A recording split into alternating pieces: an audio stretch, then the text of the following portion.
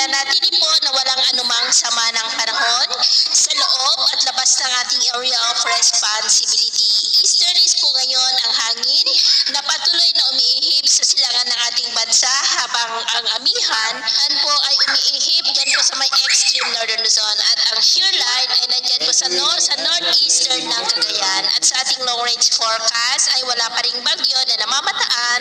na tatawid po dito sa ating kalupaan hanggang sa matapos ang buwan na ito ay posibleng storm free po tayo. Pero hindi pa rin inaalis ang posibilidad na may pamumuo ng mga sama ng panahon lalo na po sa mga susunod na araw, posibleng sa mga huling araw ng Nobyembre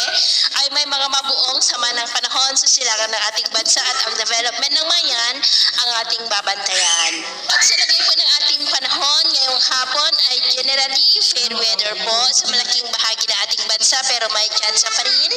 ng cloudy skies with isolated rains sa ilang bahagi po ng Ilocos Region, Cordillera, Catanduanes, Legazpi, Samar Provinces, Leyte,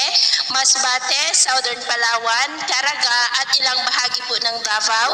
maging po sa ilang bahagi ng extreme northern Luzon. At mamayang gabi, generally fair weather pa rin po sa malaking bahagi ng ating bansa pero may chance pa rin ng cloudy skies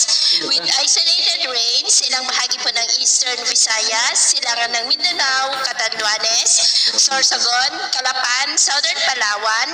La Union, Ilocos Sur at ilang bahagi ng extreme northern Luzon. Kaya mag-ingat po tayo dahil posible pa rin ang mga banta ng mga pagbaha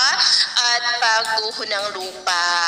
Sa atin naman pong mga baybayin dahil sa amihan at easterlies ay maalon po o rough sea condition sa seaboard po ng Batanes, Cagayan, Babuyan Islands, maging po sa northern Luzon seaboard hanggang sa silangang baybayin po ng Eastern Samar dahil ang mga alon dyan ay aabot hanggang po sa 3 to 5 meters height. Kaya hanggat maaari ay iwasan na po muna natin ang papalaot dyan sa mga may kulay pula para mas makaiwas sa mga sakunang pang